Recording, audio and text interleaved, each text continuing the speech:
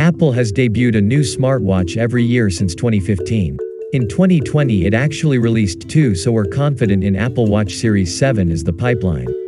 It could be accompanied by a new version too, much like the Apple Watch SE released alongside the Apple Watch Series 6.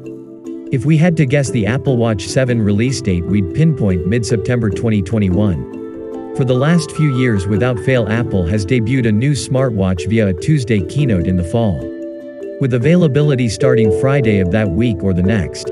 Last year Apple split the next-gen Apple Watch and iPhone events for the first time. The Apple Watch 6 and Apple Watch SE debuted alongside a new iPad Air 2020, while the iPhone 12 lineup received a standalone reveal. It's possible that Apple will recombine its fall hardware announcements if a live in-person keynote can happen in 2021. Unless Apple opts to throw a financial curveball, we have a pretty good sense about what the Apple Watch 7 price will be. Traditionally, $399 is the company's entry-level price for its flagship smartwatch in the 40mm size with GPS.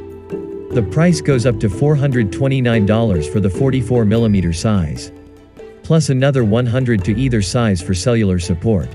That said, changes to size options and connectivity could alter the Apple Watch cost. This could be the year we see Apple drop the price of cellular too. The Samsung Galaxy Watch 3 with LTE is only $50 more as a cellular for the mid-range Apple Watch SE.